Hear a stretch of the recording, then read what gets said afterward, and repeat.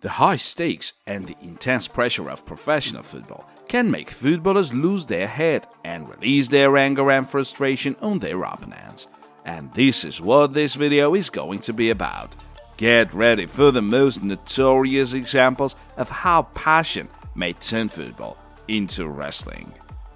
If you enjoy this video, please leave a like and drop a comment to help its promotion. And don't forget to subscribe to our channel and click the bell button so that you don't miss our next video and get a notification once it's out. But before we get into it, we would like to ask you a question. Which one of these renowned bad boys got the most red cards throughout his career? Zlatan Ibrahimovic, Edgar Davids, Gennaro Gattuso, Sergio Ramos? Feel free to leave your answers in the comments. And get ready for watching. Here we go. Joshua Kimmich and Dominic Kor were both chasing the ball. The Eintracht player got it first and trying to jump over Kimmich, hit Joshua's head with his spiked boot, which looked really scary on the replay. Kimmich got up and was eager to play on, but the ref stopped the game and sent the bioplant to the physios, as he said was heavily bleeding. Kimmich got stitches and after a short break got back into the game, while his offender avoided any punishment.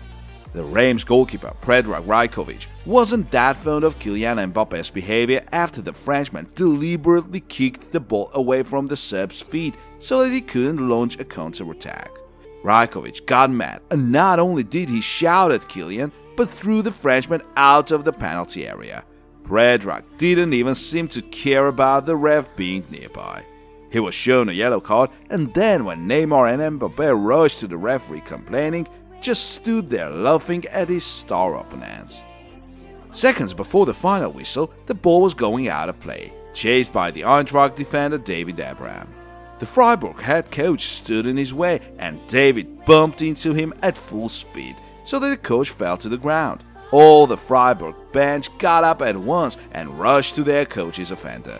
And a moment later, it all came down to a mass brawl.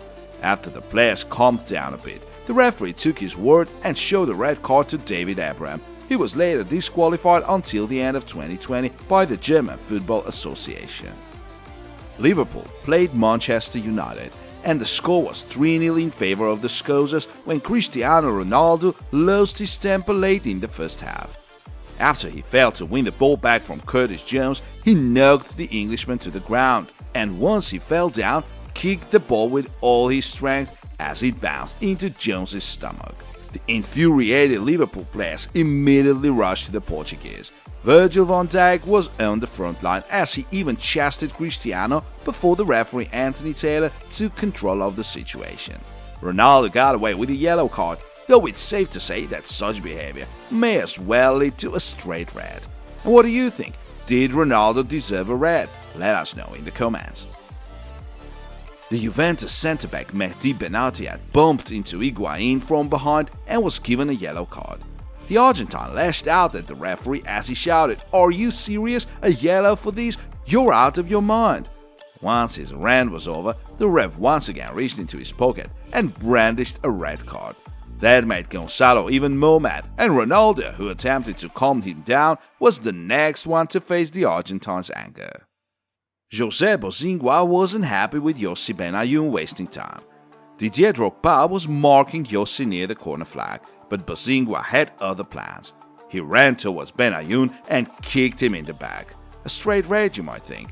But in fact, that episode ended up being completely overlooked both by the referee and the linesman, who stood inches away from it but didn't see anything, so the Portuguese got away with it. Zlatan Ibrahimovic, known for his provocative play style, pushed his opponent Rio Mavuba as his team PSG was playing Lille. Mavuba got mad and slapped Zlatan's head with his palm. After that, Ibrahimovic grabbed the back of Mavuba's head and then got knocked to the pitch by the Frenchman. Though it all happened right in front of the referee's face, both brawlers managed to get away with only a yellow. 40 minutes in, Mason Holgate and Roberto Firmino were both chasing the ball. The Everton defender was falling behind, but he managed to outmuscle his opponent and then pushed him out of the pitch over the perimeter boards. Bobby got up and rushed to his opponent, but the referee stood in his way. The Brazilian shouted something, and Holgate lost his temper at once as he complained to the referee. As it later turned out, the Everton footballer claimed that Firmino racially abused him. Though such are not tolerated in England and lead to a lengthy ban, the Football Association found no evidence that the racial abuse took place, so Firmino avoided any punishment. A conflict between Lukaku and Ibrahimovic took place in a Coppa Italia game. The Belgian came close to Ibra and the Swede moved his head and hit Lukaku's chin with his forehead.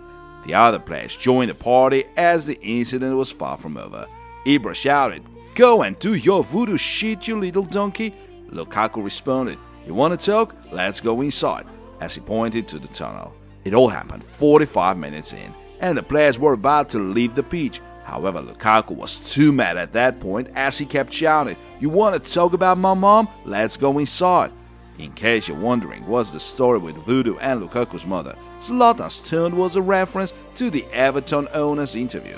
Lukaku played for the Toffees from 2013 to 2017, and the club owner once explained why Romelu turned down the new contract with Everton. As he claimed, the Belgian called his mother and said that he had been on a pilgrimage and got a message from a voodoo priest that he needs to move to Chelsea, so he had to reject the Toffees. Back in January 2013, Chelsea had a hard time dealing with Swansea in the League Cup semi-final. The ball went out of play, but the ball boy, instead of giving it to Hazard, suddenly grabbed the ball and covered it with his whole body. The Belgian tried to take the ball from him nicely at first, but then lost his temper for a moment and kicked it. We all know what happened next. Superb acting from the ball boy. He released the ball, but it was too late.